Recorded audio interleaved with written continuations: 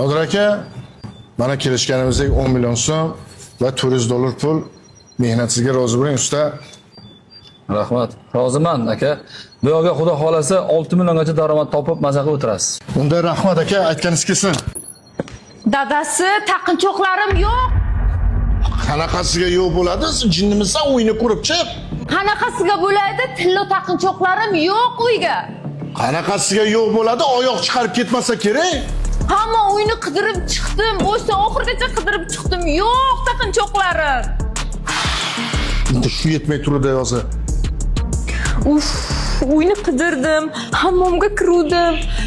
Hammomga? Dadasi, hammomga kiruvdim. Hammomga qo'ygan edim. Mana bu ustangiz qo'lini yuvishga kirgan edi.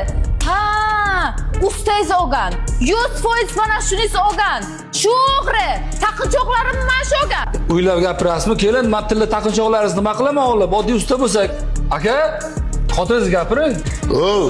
Og'zingga qarab gapir, bu unaqa odam emasmi, aka? Sen olmagan bo'lsang kim oladi? Qani tilla taqinchoqlarim? Shogirding qani? Qani shogird? Shogirdim uyga jo'natdim. Bugun mehmonlar bor ekan, bozorlik qilish kerak ekan. Ana, ko'rdingizmi dadasi? Taqinchoqlarimni bozorga sotishga shogirdiga yuborgan, o'zi pul olishga kelgan. 100% barishlogan. Bular tan olmaydi dadasi. To'xtang, hozir bularni 0 qilamiz. Ha, bular tan olmaydi. Kelin, xudodan qo'rqing. Militsiyaga telefon qilmang. Hozir akam bilan o'zimiz hal qilib olamiz. Aka, to'g'rimi, o'zimiz hal qilaylik aka. Bizga tinchlik kerak. Biz oddiy bir ustamiz aka. Mana shu bergan pulingizni oling. Shu bilan bir rozi bo'ling aka siz. Yetsa kerak tilla taqib chiqasiz akajon. Yo'q, unaqa qilmang, to'xtang. Akajon.